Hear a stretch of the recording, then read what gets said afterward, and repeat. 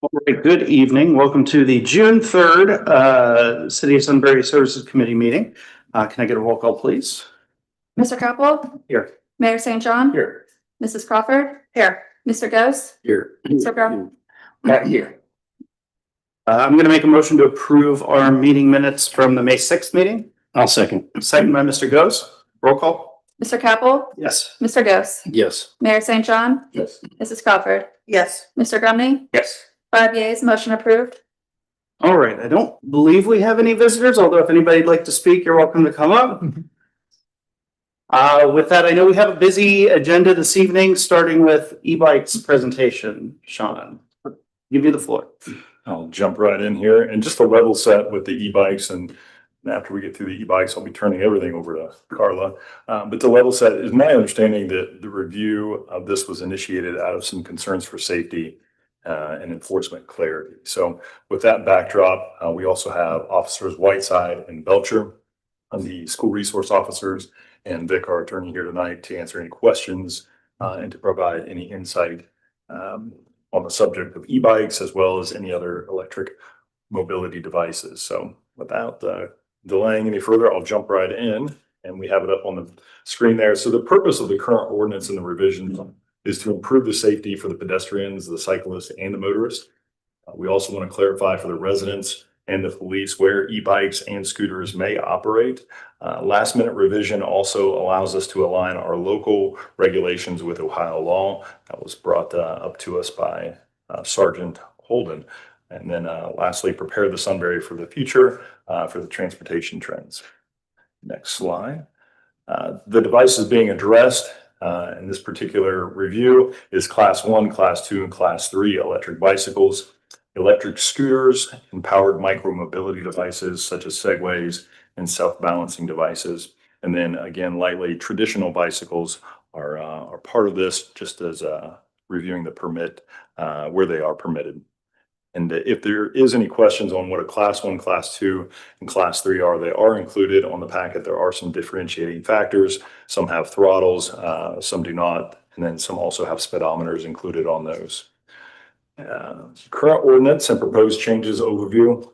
The ordinance currently in place does prohibit e-bikes with the motor engaged from driving on the sidewalk. Again, that is currently in effect in your ordinance. The proposed revisions would align section 373-12 of the Sunbury Code with the ORC and add sidewalk restrictions on the low-speed micro-mobility devices and scooters, as well as those Segways, which are electronic personal assisted mobility devices. So the piece that probably will help clarify all of this is the operational matrix. So this is going to go through where certain items are permitted, where they're not permitted, and then some things for you all to consider. We have a gray area, and let's jump right into that. So traditional bicycles, obviously permitted on the sidewalk, permitted in the street and roadway, obviously following all the safety protocols, and then they are also allowed on our shared use paths. E-bikes with the motors off, so not engaged, are permitted on the sidewalk, are permitted within the street and roadway, again, obeying all the appropriate safety guidelines.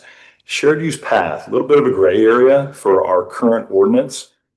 We can come back to that at the end, probably for some discussion to see what direction council wants to move forward with. E-bikes with the motor on the sidewalks, currently they are prohibited. They are allowed on the streets and roadways. Again, shared use paths, gray area there as well. And then scooters and mopeds, lump these in together. Sidewalks, they would be prohibited. Street and roadways, one would be prohibited, but motorcycles and mopeds obviously are allowed on the roadways with the appropriate licensings that go along with that. And then shared use paths, scooters would be a gray area, but obviously motorcycles and mopeds would be prohibited. Just a call out at the bottom, electric dirt bikes and motorcycles with no pedals, they do fall under the definition of a vehicle and are not permitted on the sidewalk. We've had some confusion, and at the end of the slide, I'm kind of skipping ahead. We'll have some clarity on maybe some of those dirt bikes that you've seen out there that are electric. So addressing the shared use path piece, if there is a desire for a clear shared use path restriction. There can be a slight modification within the ordinance, and it is highlighted in red here, the changes that would need to be made if there was a desire to have some restrictions on what is allowed on the shared use paths. A little bit different than sidewalks, obviously. So just keep that in mind. Those are the only two pieces that would need to be added there. I think also in 373-12, as Vic had pointed out, we'll need to make a revision in there as well to allow that. So at the end, what the ordinance does not do, does not allow every device everywhere, does not treat e-bikes like cars or motorcycles, does not create additional licensing requirements, and does not remove future local control. So we can obviously reassess this if need be. What it does do is supports modern transportation options, protects pedestrians and public safety, provides clarity for residents and police, and then also prepares Sunbury for the future. Again, emphasizing, you'll see a visual image there. We've had a lot of electric motorcycles out and about, no pedals. Those are not permitted on the sidewalks or the shared use paths, and don't want any confusion on those versus the electric bicycles. So also calling out the City of Sunbury Police logo. This is not our, in fact, logo. I mocked this up gently, but happy to answer any questions you may have. Again, we have our school resource officers that are here to answer any questions. I believe safety of a lot of this is directed towards the youth of the area, making sure that that there's protections in place, obviously, for everyone, but we see a lot of the youth, I think, participating in the e-bike use, probably predominantly. And then also Vic was the one that originally drafted the modification, so he's here for any advice or questions to answer. I have just a couple of questions. First of all, thanks for putting this all together, everyone involved, and I appreciate attention to this because I think it's a delicate balance between allowing kids some freedom and to have fun, but also keeping everybody safe. I have one clarification, and I know you've said this, I'm just trying to get my own mind. If it's pedal assist, so you don't have a throttle, but you have you hit the pedal and it helps you. Those are permitted on the sidewalk as if it has a throttle and you're going would not be on the sidewalk. Is that correct? Or because I see older people using a pedal assist where there's no throttle, but as you put it on a certain level and it helps you pedal. I don't know. Good question, and I will try to answer that as best I can, but also want to get some feedback from the school resource officers. So it's my understanding that any type of motor engagement whatsoever within the sidewalk would be prohibited. Now, from an enforcement standpoint, if it's hard to tell whether there's some assistance, that's probably going to be some level of assessment from the officer standpoint. But do you all have anything to add to this? You obviously see or are engaged with it as children and youth are going to school. Didn't know if you all had any comments or concerns or advice that we may be looking at. Yeah, I know with a few things that I deal with at the middle school are kids are riding these to schools. Some of them have the pedals, some of them do not. Some of them are the electric dirt bikes that they were talking about. Those just have pegs. So those are basically considered as a motor vehicle, which make them illegal to ride. Well, I'm sorry, an off-road vehicle. So with those, it's going to have the proper licensing and you ride it on your own private property. If it were to be on the road, it would have to have things that a motorcycle would have, which obviously it'd be hard to alter those. I know since I've been on patrol, I've seen a lot of these kids on these e-bikes going in and out of traffic over at Kroger, riding up and down on the sidewalks over at the Kroger parking lot. I know just recently I just stopped a kid for going up the hill in front of GRE. And he was actually on an electric dirt bike. So we are seeing these quite a bit around town. I know we are having issues with them. We've had injury accidents. When I say we've had 2 of them already, and I know there's a video that will be shown. I will also add, if I am around town and I'm off duty and everything, I've seen kids in the square burning out in them, just people riding double. So it's a concern, it's a safety concern with these things. And we just need to make sure that everybody understands how they can be on these properly. So Is there no age? So like when I was a kid, you went on a moped, I think you had to be 15, I think.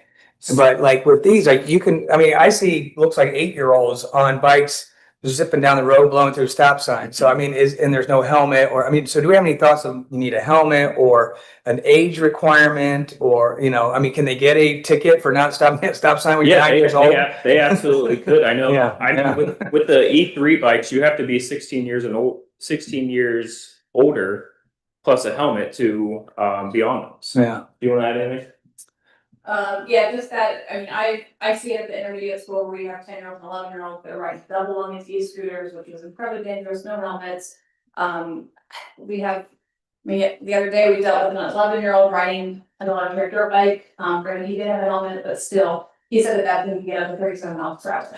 So it's just dangerous. We just want something to happen so we're gonna be safe. Like we want them to have fun, but in a safe way.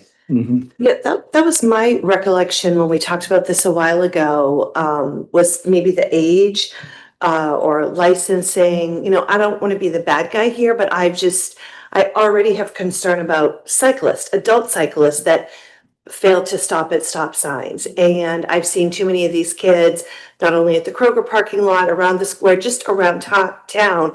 And, you know, I don't want to be the person, I don't want to see anybody. What else can we do besides what this matrix is saying? Can we add more language? Can we put in minimums or require something to? So we talked about, not necessarily, it didn't happen this year, but hopefully going into the next school year, doing some type of safety campaign of just educating the kids on that you do have to stop at a stop sign. You do have to follow the same laws on the road. You know, a 10-year-old is they're not gonna know these rules. So we have lightly discussed having a safety campaign of just education, just letting these kids know just how to be safe. Yes, it's not, Ohio, you're not mandatory to wear a helmet when you ride a bicycle, but we can adjust that with the municipality where any scooter you have for a helmet. So, but that's discussion that needs to be made. But yeah, we have thought about just how we can better just educate the kids just on safety. What about, you mentioned Kroger lot, those private properties and the sidewalks and the roadways within those boundaries? This, I assume, is not enforceable within those, right, or not? I mean, if they're driving recklessly or something, yeah, we will be able to enforce that. Or if there is an accident and someone takes off, we'll be able to do something with that. I mean, it's with it being private property, it's kind of hard. We're kind of limited on things that we are able to do on private property. Because I know, for example, we've heard from kids that they built jumps over in Sunbury Meadows, which is considered an HOA. It's owned by the HOA. So that's going to be for the HOA to put a stop to that. Yeah, I have a question too about enforcement. So it definitely seems like we should do some updates to the legislation, but at the end of the day, it's not us sitting in the room here that has to go out and deal with it on the street. So what would the strategy be to enhance enforcement? I love the idea of training. Obviously, training and making things more visible is probably the best starting approach, but are you gonna have to start pulling kids over? Yeah, I mean, And I'll say, the guardians, parents of these kids, they can be charged as well. So like, if we don't want to charge 10-year-olds, we'll go to the parents and we'll say, look, you're the one that gave this to your child. You didn't teach them the road safety, so you're liable now, and here's your citation. But yeah, something like that. What kind of citation can you issue? You just follow on the current Ohio laws in terms of speeds? Yes. And We recklessness? right now follow the ORC, so the Ohio Revised Code. Just because right now some of the ordinances that we have doesn't touch like specific things. Now, we have not wrote any citations, because right now we're just trying to get the word out of just how to be safe. We have not wrote any citations to any of these kids or parents. But you probably had discussions and verbal Yeah. warnings and things like that. Yeah.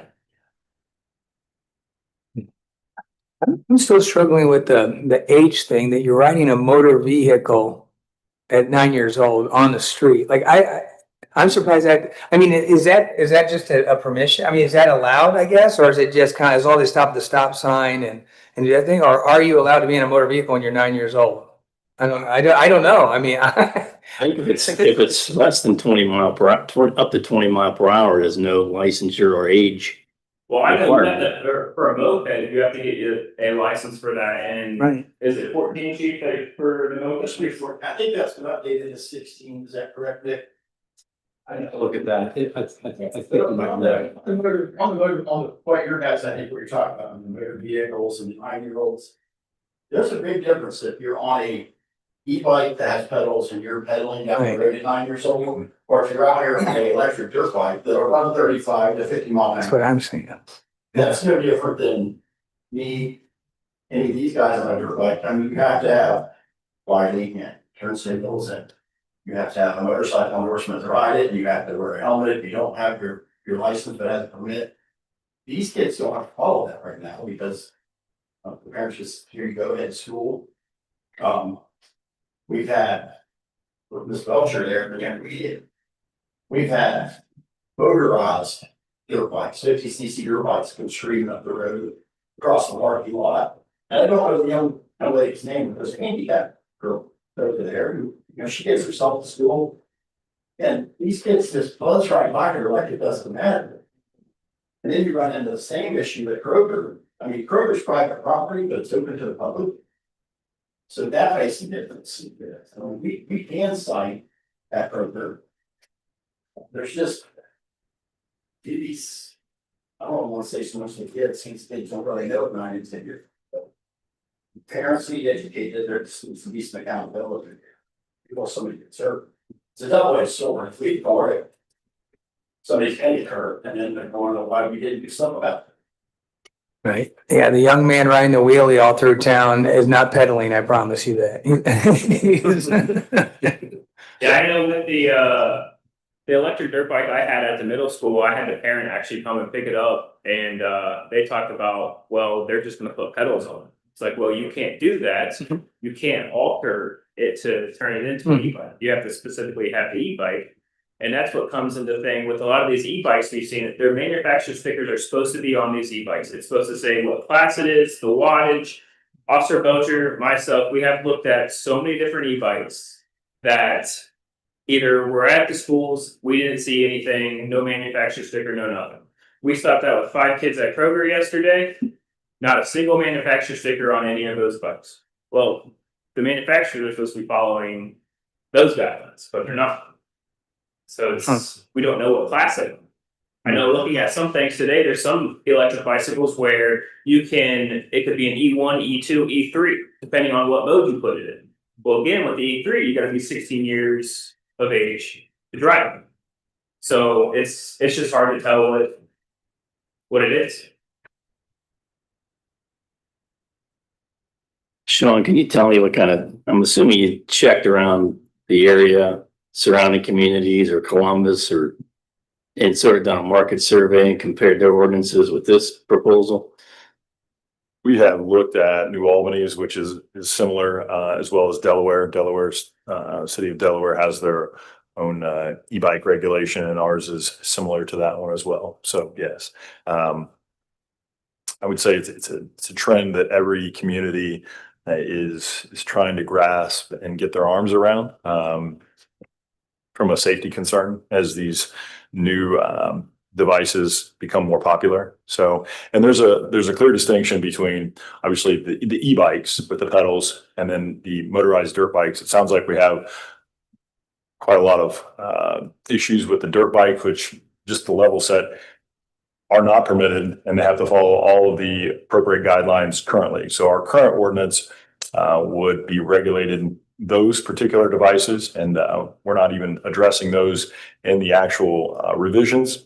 But the e-bikes would have some areas that the council would need to look at, specifically the scooters and the mopeds and the mopeds and the scooters. Those would be the areas that that we would also be enforcing as far as prohibited on the sidewalks.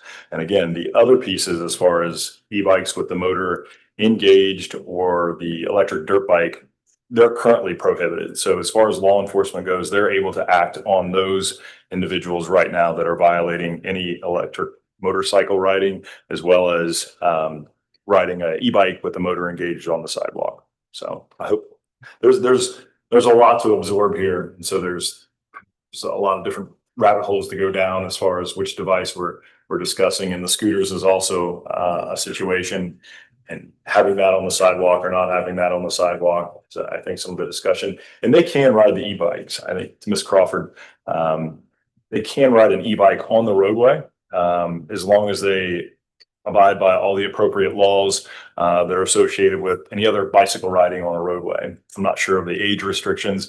With the class 3, it would be 16. Sounds like it's 16 and up. We didn't see or any age restrictions on E1 or E2, just the E3. It's going to be a higher revised code that doesn't have an age restriction on the 1, 2. They have an age restriction on the 3. There also a helmet restriction on the 3 as well for being on the roadway. I'm sorry, I was dealing with something outside and I don't know what's been discussed and what's happening. I'm sorry for holding, so I'll answer any control questions you may have with this, but yes, the ORC has a restriction and post ordinance has a restriction, and the one that's in place has a restriction. I have a question on the slide before this. It says current ordinance and proposed changes. What are the proposed changes? So the proposed changes would prohibit scooters and micromobility devices such as segways from riding on the sidewalks. The e-bikes are currently prohibited if the motor is engaged. Mm-hmm. So that's currently on the books. This would also add scooters that are electric scooters, as well as those segways from being prohibited on the sidewalk. 373-12, Sergeant Holden also brought up our current ordinance, a little bit dated, and there's been some revisions within the ORC. And I'll let Vic or Officer Holden speak a little bit more to that. That was just recently, within the last day or so, that he caught those pieces. And so there would be some changes to our current ordinance related to that to get it up to standards and current code. If you want to speak to that. Sure. Yeah, absolutely. So as Sean indicated, Officer Sergeant Holden picked up on a couple of issues that you brought up, Ms. Crawford, relating to the age restrictions and speedometer specifically. The current existing Sunbury ordinance, which is based on the same revised code section, is not updated to the most current revised code section. So currently, the Sunbury ordinance does have a 16-year-old age restriction on a class 3 e-bike. It also has a helmet requirement for both operator and passenger. Okay. But it does not have a requirement that has a speedometer. That's in the new revised code section. It's not in the existing Sunbury ordinance. Additionally, the new revised code section dealt with added additional regulations related a lot to what the officers were discussing in terms of having the labels on e-bikes that displays whether it's a class 1, class 2, the language about not modifying the e-bikes. So that would essentially bring the Sunbury ordinance in line with the existing Ohio Revised Code as to that issue.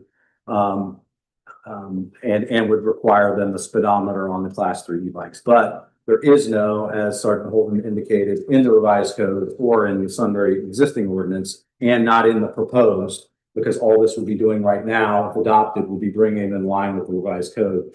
There's no safety requirements, helmeting, or age on any of the class 1 and class 2. So this is at class 3, where those are imposed. So that if council is, desiring to potentially move down that path, we'd have to do further research revisions and adjust it that way. And then, as Sean indicated, yes, the primary objective of the current revisions that we're at right now that have been provided to this committee is to essentially get a definition of what is the Segway, although that anymore the Segway is probably like Like, but it's not in there, so that's added again to get that more in line with what the revised code has on that. So we have that device now defined in the Sunbury ordinances. And then dealing with the low-speed micro mobility devices, which is the power scooter type thing, handlebar. So that would be added, and then the prohibitions, as Sean indicated, to utilize either of those on the sidewalks. So The only other piece is the consideration of a shared use path. right. That's something that would have to be considered as well. It can stay as is, which right now there's a little bit of it's not quite as clear as it would like to be for officer enforcement. So if there was a defined, yes, we want to allow engaged motorized e-bikes on shared use paths, we could simply leave it the way it is. But if there was a desire to have that engaged motorized e-bikes on shared use paths, if there was a desire to prohibit those, we would need to add that wording, because as it stands right now, you could ride the e-bikes on a shared use path. I think that's worth a conversation, if not following up with how that legislation is in some other municipalities, because I live right in front of a shared use path, and I see them fly by around the pond behind my house all the time. And the other people on that pond are 3 and 4 year olds on a bicycle or on roller skates or something like that. So I don't know if it needs to be as strict as sidewalks necessarily, but I think there's definitely a conversation about safety to be had there. So when we talk about that, I mean, we've got the Ohio to Erie Trail too. I mean, that's a whole different And like it's, yeah, type of multi-use trail. yep. And we brought the Ohio Erie Trail rules and regulations. It's on a separate document. We can certainly bring that up, but just doing a quick cruise through that today, looks like they do have some restrictions on the motor being engaged on the shared use path with the preservation parks. I went to the preservation parks website, and in the rules, it talks not specifically about not quite as specific as this, but it's simply states anything with propulsion or anything like that has some restrictions related to it. So if there's a desire to be consistent with that, we can certainly do so. This one's more of a question mark. Don't have to have an answer with the shared use pass tonight. If there's some more research that we need to do or that you would like to see us do, we can certainly do that and come back with some different alternatives for you to look at. And I'm just throwing out my own opinion. To me, the problem is the new problem, which are these motorized e-bikes. I've never had a problem. I'm talking personally here, like with a scooter being on the sidewalk. I see little kids on scooters. They're not going any more than 5 miles an hour for the most part. It's these motorcycles that are on the streets or on the sidewalk. So me personally, I don't have a problem with scooters being on the sidewalk. I do have a problem with these e-bikes with these motors being on shared use path, yes, whatever that is, and on the sidewalks, because it's just kids on scooters seem to be more responsible than kids on these e-bikes. Kids on these e-bikes, they have no regard for safety. I'm not saying everyone, but I'm saying the majority of the ones that I see, there is no regard for safety or other people. People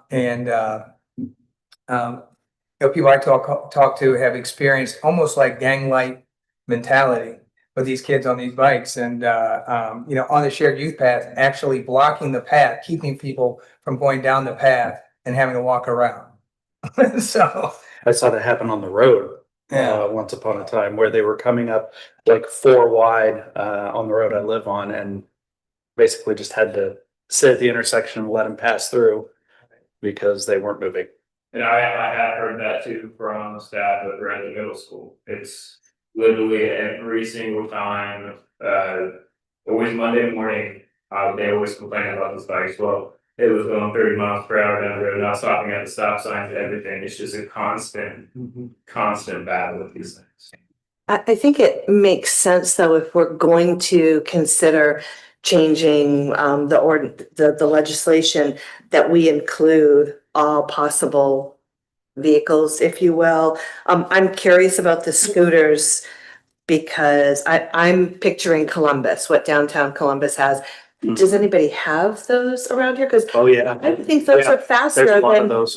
motorized ones that your kids kind of graduate to. The little ones that your kids would ride when they're like 6 years old or something, they're motorized, but they don't go near as fast. But there The ones you see them on the road with, they can go pretty quick. And I'm curious what, we're not Columbus, obviously, but like, where do they use theirs? Because Sidewalk. they But do. they can ride. Columbus? Yeah. On campus, they're on the Oh, road. downtown, they can ride them on The the street sidewalk. and the sidewalk? Yeah. Cause I'm seeing they're prohibited on every, well, the gray area and the shared use. So I don't know, I would like us to consider all motorized and I guess partially motorized. I'm not suggesting that that's permitted. I'm saying that's what people do. Yeah, no, okay.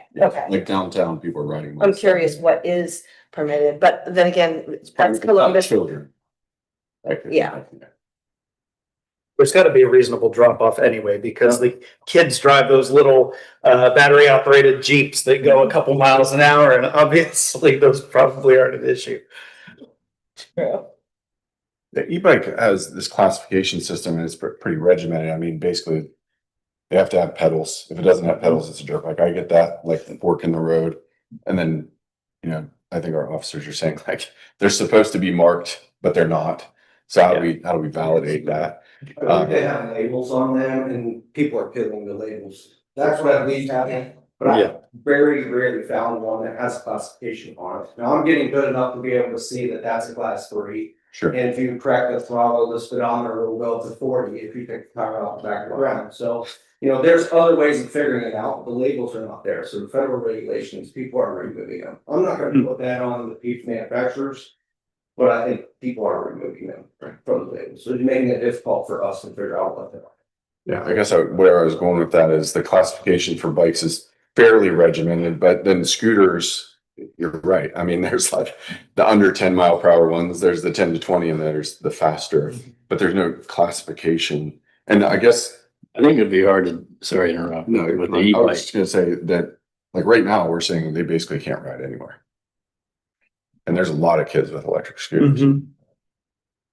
I mean, I don't know what their recommendation is or what other communities do, but Vic, I think I'm seeing where council is going with the scooter piece, and that is there a way to differentiate between a certain speed related to a scooter, whether it's, you know, a 5-mile-an-hour scooter versus a 20-mile-an-hour scooter? Obviously, that makes enforcement more challenging for the officers, but is there a legalese way to do that? I'd have to look into it. Again, the problem becomes from an enforcement standpoint and then ultimately a prosecution standpoint.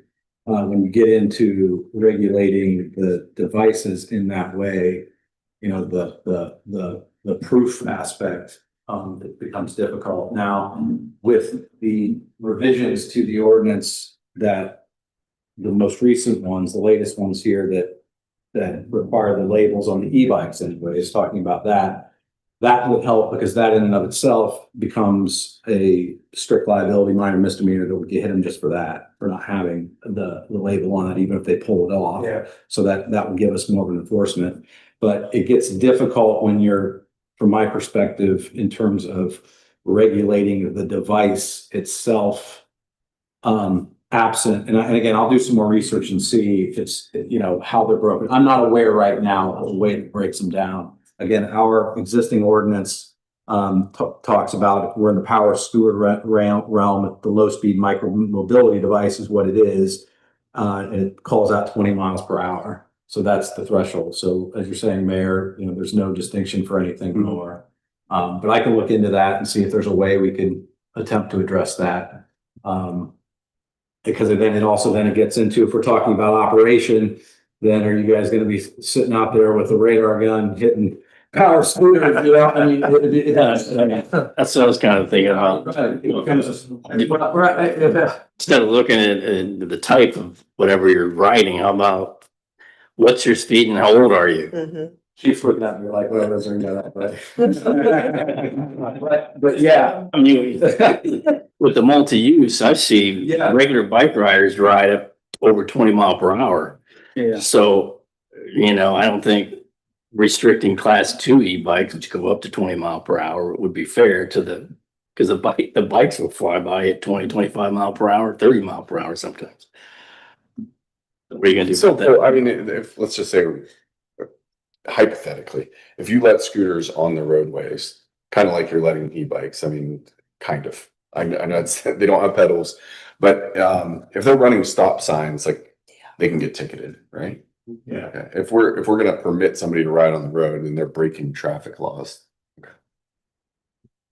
Thanks. So I guess the question is, what else do you need from us tonight? So sounds like we'll do a little research on our end as far as scooters and is there a way to differentiate between the speed limits on those? But I would say put it under your hat, think about it. Shared use path is obviously one that has some discussion. Sounds like maybe there's some opportunity there for an e-bike to exist there. Maybe that's the place for the electric scooter.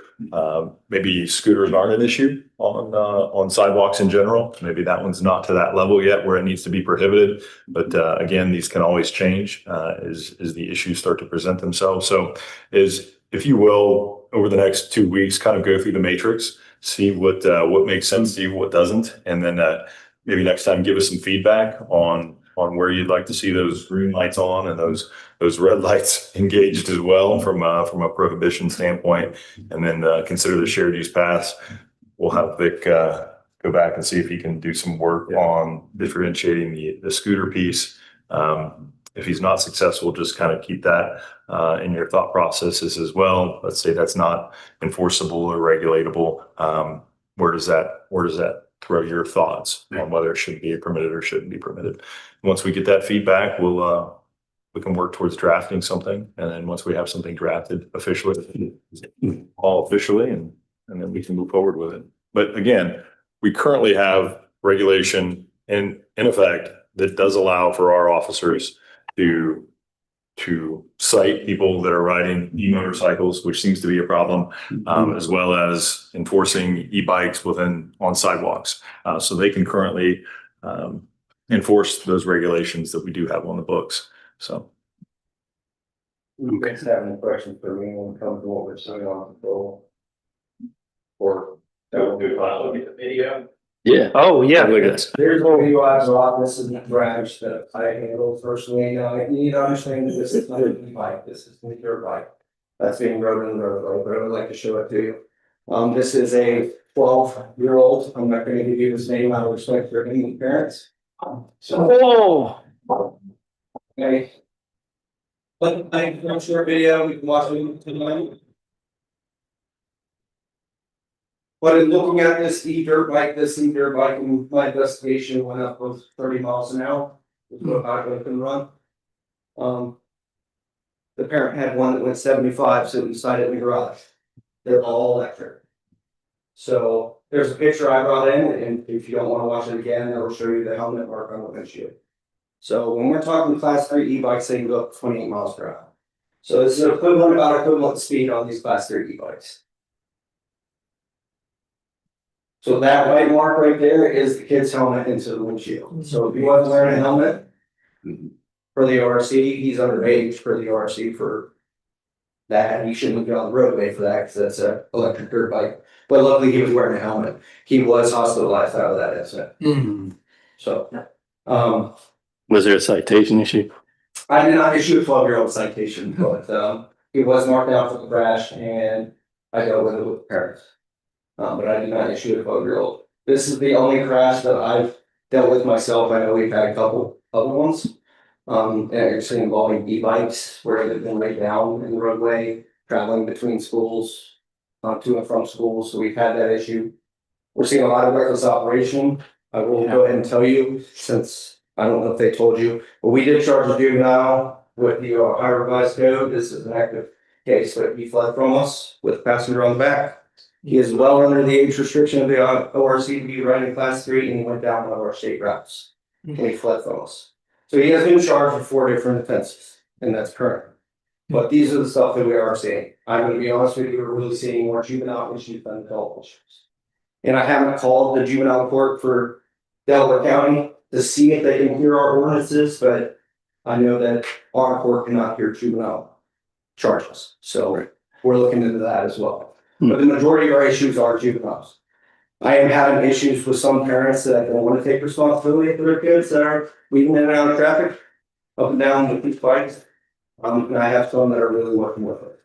And I have sold these bikes, so it's kind of hit and miss. We're dealing with complaints almost daily at this point with all these devices. Yes. With this accident here, you said this was an electric dirt bike. This was an electric dirt bike, so this doesn't have pedals, okay? I had to learn this myself, so I went to the website of the manufacturer and it says it's an electric off-road motor vehicle. So it doesn't have pegs, or it doesn't have pedals. It goes over class 3 restriction. It has off-road tires. It's completely off-road. It just doesn't run. But off-road, so electric, but just like a regular dirt Yeah. bike, not meant to so- be on the And what I'm streets. trying to get to is parents think that's an e-bike. That's not an e-bike. So they get online, they buy this for $1,200, they say that's an e-bike, my kid can ride it, they can't. Okay, that can't be on our roadways. So the only, or for our ORD, my understanding of it is you can ride a off-road motor vehicle to travel between lanes, you can't just drive up and down the street, so from field to field essentially is what it's for. And that kid is definitely not of the age to be riding that on the road. So. Those are the two major incidents that we've seen in patrol lately. We've had other ones, a lot of complaints, but these things are all over the place. And I personally think that this really needs to be addressed. I don't believe that should be on the roadway. My son has both my kids having to go 20 miles per hour. So. I'm not putting a 10-year-old on one on the roadway that goes 20 miles per hour. Where do you let them ride? Hmm. Where do you They let take them them to ride? the campsite, so that's where they're riding. With the golf carts. So you don't even allow them on the sidewalks in the neighborhood then? I don't mind the sidewalks, my concern would be roadways, I know that it says prohibited both, that's just my opinion on them. They go pretty quick, I'm not feeling a lot of complaints with scooters on sidewalks, so I will admit that. Okay. It's mainly e-bikes and these dirt bikes. Can I clarify one thing? That if it doesn't have pedals and it's a kid that's under 16, it's not a street legal, this is illegal, right? Like right now, we can cite that. We already have an ordinance for this. Okay, just confirming that. Thank you. Yeah, you technically need a driver's license or a motorcycle endorsement to ride it on the roadway, and it needs to be street legal. Right. Because like an enduro, if you remember what those are. Yep. So they need to have turn signals, have lights, or guidance, so yeah, if they're gonna be driving on the roadway. Thank you. All right. Any other questions on e-bikes? Up on It's this. been an enlightening discussion tonight. Thank you, officers. Appreciate all your time tonight. Thank you. Thank you. Thank you. Looks like there's more to come on that. And I believe we're passing it to Carla to That's get through right. everything else. Got it. 15 minutes. Appreciate the time. Thank you everyone for coming. We really appreciate it. I'll go ahead and go to the next slide. Obviously, we've gone through the e-bike legislation presentation. These are the agenda items. The only presentation I have is a follow-up for the East Granville Street widening aesthetics. I wanted to start with the legislation items related to the 37 widening project. Tonight at council, there will be a first reading for a contract modification. So this is for American Structure Point, who's doing the design, and ODOT is requiring that we have a regulated materials review study, because in their research, they found that there may have been railroad maintenance in the area. And because of this, it has triggered this additional study that previously was not identified. So you'll see that addition in there. It is for just over 31,000. Go back real quick, go back. In the purple box, one other contract that will be coming in 2 weeks. So ahead of our next services meeting, and that is for right-of-way acquisition services. This is a known contract that we've accounted for as part of the project. We went through a quality-based selection process, and OR Colon has submitted a scope for 34 parcels, and it is for just over $264,000. So it's a big one, but this is part of a requirement in order to receive the federal funds. And also because we'll need right-of-way acquisition, both permanent and temporary on the project. In the blue box real quick, I do not have that contract coming forward yet, but I did want to share with services that later this summer, another requirement for federal funds is that we have a third-party appraisal of the OR colons appraisal recommendations. That's just part of federal funding. It's required that we have that on board. So you will see one more contract coming later this year. All right, just a reminder of the aesthetics. Go ahead and go to the next slide. Oh, you guys remember this, right? So I shared a couple of pictures. The feedback I got was, hey, can you share some images and some locations of different liners? Go to the next one, please. Here are the two preferred liners. You can see one is called rectangular cut stone. The other one's ashlar stone. Personally, I like the ashlar stone. We do have a little bit of time if for some reason there is a preference. If you trust my selection, I will also take that nod as well. But these are two readily available form liners that you can see around the area. So I've got the two locations at the bottom. The color can also be different. You can see it's noted as integral color. There are different forms of coloring that cost a little bit more, have lower maintenance versus higher maintenance, and we will be recommending integral coloring just because it's a lower maintenance item for our service staff, and with up to 14-foot retaining walls, we'd like them to be lower maintenance on the aesthetic side. Any questions about these two? These are the main recommendations. Can you go to the next slide, please? Any major price differential on either one of those two? Nope, those are the same form liners. They'll be a similar cost. The biggest cost difference is the type of coloring and whether or not, what type of sealant and epoxy goes on it.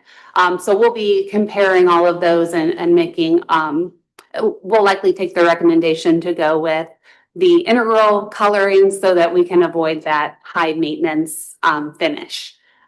This slide just shows some of the things I'm not recommending, but I did want to point out to you, the picture is a little bit dark, but that number 3 is just more of a brick pattern. If there is a preference for that, similar cost for a form liner and a whole array of different color schemes that we could go with. I wanted to show also this picture because it's an example of not having an integral color and having just an epoxy sealant. You can already see, and of course, maybe having a white wall might be a little bit more difficult to maintain, but this shows some of the difficulties with the maintenance. 2 fence options are also shown on here, and I do have another slide that shows similar configuration for retaining walls with fences on top, but different fences. I just wanted to show these visually. The one on top, that's your inexpensive, typical fence. Sometimes you'll see it where it actually curves at the top to avoid litter as well. And those are all an option. But I'd like to go with something maybe in between these two. The one on the bottom is a decorative, more expensive fence. But go ahead and go to the next slide. Oh, it's on the slide after this. Let me touch bridges real quick and we'll come back to the fence and recommendations. But this is the item I need feedback on if you have it tonight, because as far as ordering the bridge and starting that process, this could be a longer lead time item. And we also want to keep an eye on the cost. All 3 of these options, you can see the truss option in the top right, the one in the bottom that's kind of the brown color, that's called a contact bridge. And then the one in the top left is just an arched pedestrian bridge as well. So between these 3, and there are a whole slew of options, I'm trying to find if there's any sort of preference.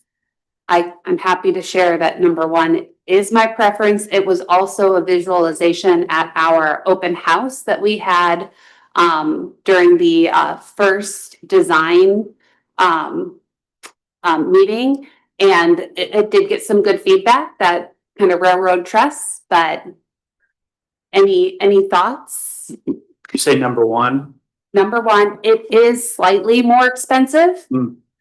I personally like number two. I just You like like the number two? Yep. smoother, Yeah. cleaner lines and Westerville County line, isn't it? yeah, and you got the one up here going up to Centerburg, it kind of has those same lines.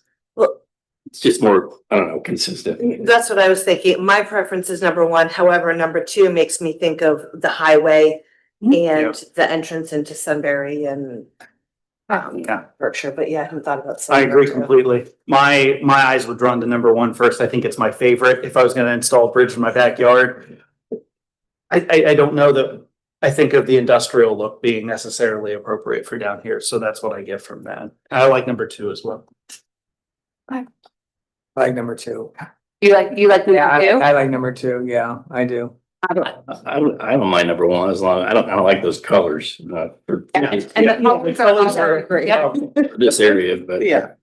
Definitely something that we can update and make sure that it works with the wall colors. The other stakeholder that I'd like to take this thought with number one or two back to is Preservation Parks, ultimately with maintenance and ownership. My instinct is that they'll go with whichever one has less maintenance and cost, which would likely be number two. So if there's a push for number one, now would be the time, but I'm happy to share the feedback that it was somewhat split. So will Preservation Parks be in control of the maintenance of it? Is that gonna be our responsibility? So we will definitely have to have a maintenance and ownership agreement with Preservation Parks. They're aware that that's something we'd like to get done before design is complete. But certainly this is part of the Ohio to Erie Trail. So at least from the city's standpoint, it's our intention to have their ownership and their maintenance. Right. All right. You got 5 minutes. Thank you. Feel free to play the music if we get too close. This just shows an example of that elevated path on the right side, which is going to be similar, other than the path would actually connect to the top of the hill. It has the form liner, the ashland, and then kind of an in-between, slightly less decorative fence line. I did circle the bridge is vehicular bridge that wouldn't be similar to our pedestrian bridge. So it would be a little bit narrower. And then I also circled that light because we'll have updated lighting as well along our corridor. But this kind of gives a little bit of a feel of what we can anticipate for the widening project. Right. Run right through. Yep. Go ahead. Great. So the master services agreement, this is an item that we have redlined with internal review as well as legal. And this has to do with contracts related to Verdantis. I have those key points off to the side. Last time it was updated was 2020. A lot has changed since then. CT Consultants was acquired by Verdantis. Obviously, that language needs to be updated. The master services agreement doesn't specifically call out any projects. There's no monetary link to it. It just allows us to reach out if there is a service that would be needed, and it would cover some of the confidentiality, the terms and termination, and some of that paperwork process for projects that have been budgeted for. Another key item that has been updated is they're no longer the village engineer, so all of that language has been taken out for our leadership in-house. So you'll see that contract in 2 weeks. Real quick, flow monitors, I just wanted to update. Within a week, we should have flow monitors out in our sanitary sewer system. This is a follow-up to the Cheshire Ditch Lining Project, which are those 2 yellow circles at the top. And then you'll see 4 smaller yellow circles at the bottom. Those are indicating locations that are a little closer to our wastewater treatment plant, which is the larger circle. So essentially you work your way north from the plant to try and identify the flows. And as you identify, I&I, inflow and infiltration or rainwater getting into the system, you can further break down those lines and try and target and use the data in order to look for aging system problems. So this is the older part of town. We're looking at clay pipes that may need remediation. And this is the other important item that I wanted to make sure I touched on before council would begin. We do not have legislation tonight, but in 2 weeks, we will be bringing this contract to council. This is for the new signal at Cherry Street and New Cheshire Road. New Cheshire Road will reroute Old Cheshire Road at that uncomfortable 45-degree angle with the yellow flashing light to line up with the Hitachi Asimo driveway. You can see on the left-hand side that picture with the cyan and blue coloring. That's where the signal will be located. We did bid out the signal. Danbert Electrical was the low bid. They were at $446,000, and our engineer's estimate was $475,000. Now, I reached out to Danbert. They're still working on the bid tabulations, but I wanted to find out what the lead time was because sometimes signal poles and components related to signals can have a very long lead time, sometimes over a year. But in reaching out to them, they stated 18 weeks in order to get signal poles and other components. That timeline doesn't start until after the contract is awarded and we have the submittal paperwork approved. So I will be asking that we approve this contract as quickly as possible. So that's something that we can discuss. So the first reading will be in 2 weeks. Okay. And that's really, I can share anything else as part of the council update if needed. Sounds great. Thank you. Thank you. Very much for rushing through all that. We are at time, so I'm going to make a motion to adjourn. So can I get a second by Mayor St. John? Roll call. Mr. Capel? Yes. Mayor St. John? Yes. Mrs. Crawford? Yes. Mr. Ghost? Yes. Mr. Grumney? Yes. 5 yeas, we are adjourned. Thank you.